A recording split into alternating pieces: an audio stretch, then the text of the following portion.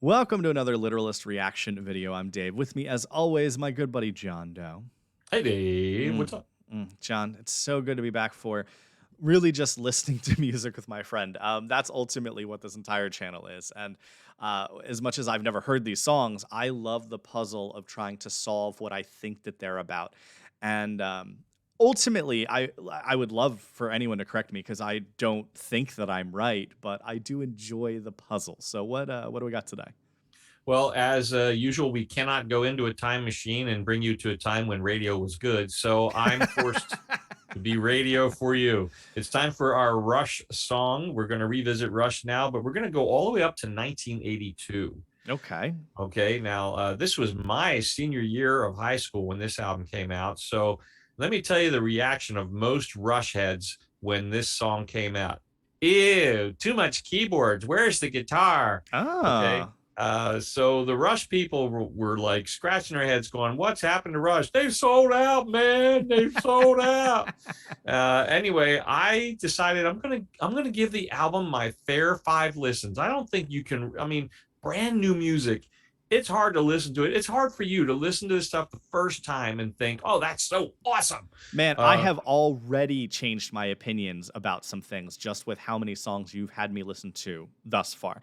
For instance, I have a retraction already. Not a full retraction because my opinion is still my opinion. It's not right or wrong. It is just an opinion. But I am starting to get more into the keyboards, the old school synthesizer keyboards. I think the biggest thing is I can start to listen to them and not feel like I'm in a sci-fi movie now. Yeah. I realized that's part of my personal problem is that's all I could think was that this is a 1980s sci-fi movie.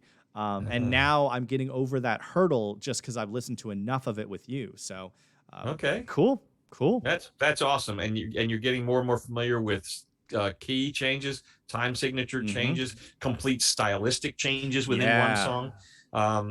So yeah, it's really neat to see you learn this. And it's music. They don't do that stuff in music today. No, those things don't occur. So you're getting it fresh and you're getting it daily. So let's get to the song. It's called Chemistry. It's off Rush's Signals album, and I'm a fan and you will be too, but there are a lot of keys. Excellent. I'm already a fan of the Dalmatian sniffing a fire hydrant, so that's what's on the album cover. Here we go. Ooh.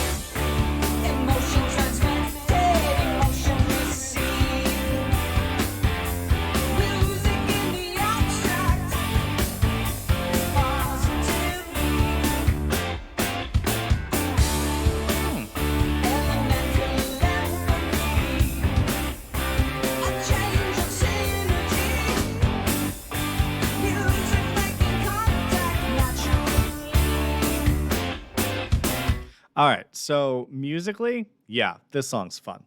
I can't knock that at all. This song is just fun.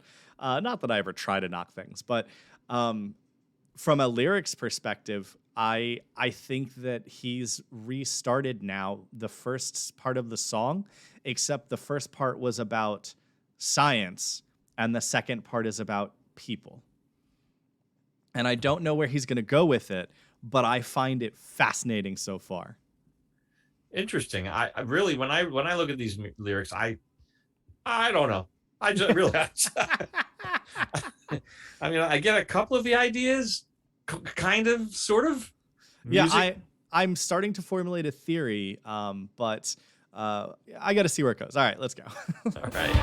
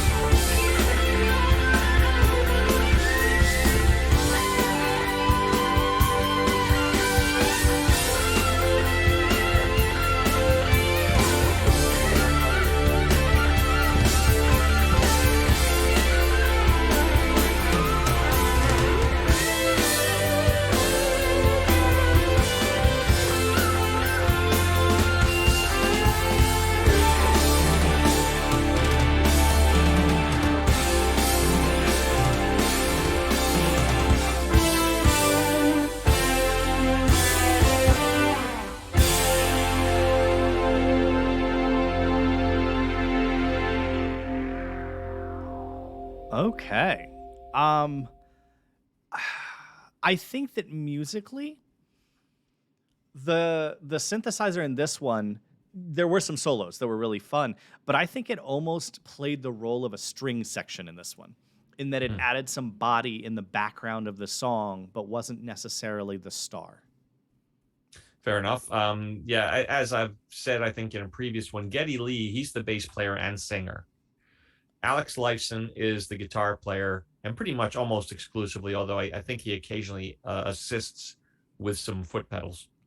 and Neil Peart, the late great king of rock drumming, Neil Peart, he has every drum imaginable times 3, and then he's got triggers, which they don't use very often, but they use enough that, you know, their sound is also so layered. It's hard to believe 3 Canadians are doing it.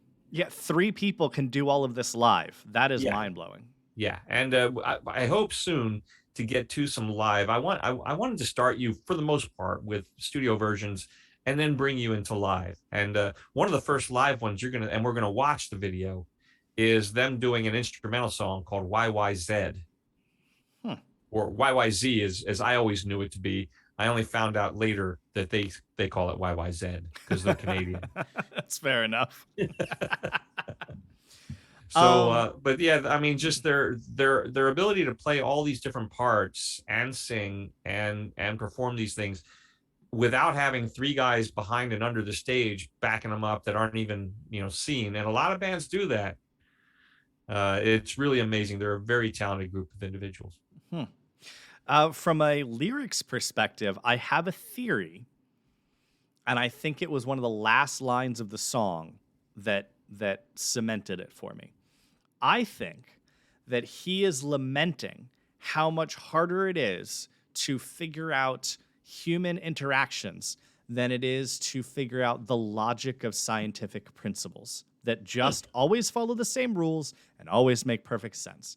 And if that's what this song is about, man, agreed. Well, Neil Peart, again, the drummer who does 98% of the lyric writing for this band, he, let me put it this way: when they tour America, Alex and Geddy are in a tour bus. Neil is driving a Harley Davidson alone. So he's probably a little more introverted then. He's Yeah, probably, yeah.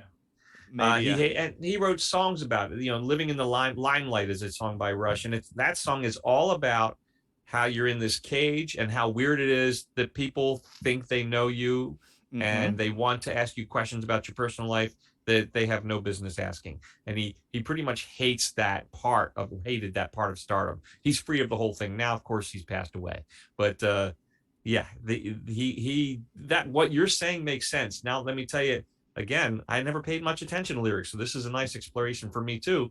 I'm reading this and I'm thinking that the whole song is about how they connect to people through music. Sure, I could absolutely see that. Yeah, because we connect to science through study and all of that, and they literally connect to people through their music. So yeah, sure, I could see it. Emotion transmitted, emotion received, music Hmm. in the abstract, positively. I Elemental empathy. I mean, this is really deep, Yeah. deep stuff. And on top of that, I could see that theory working out if you want to say that he didn't really like being in the limelight. So he just wanted to be up there and play his music for you. That's how he wanted to connect. He didn't want to have your questions.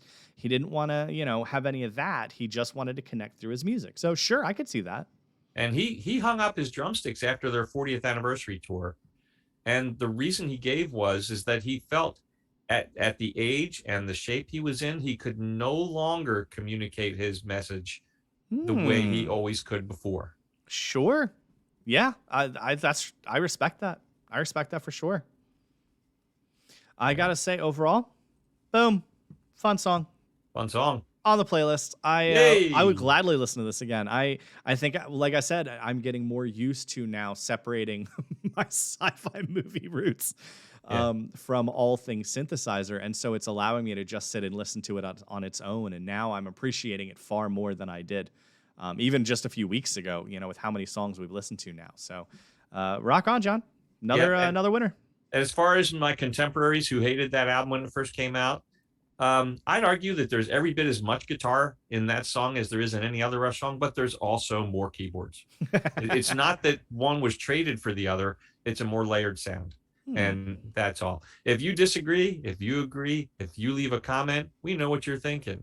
And you'll help me direct the Rush ship, the good ship Rushy Pop for good old Dave here and figure out where we go next. But pretty soon, Dave, you're going to see Rush in concert. And I think it's going to be an experience. Cool. So, Can't wait. yeah.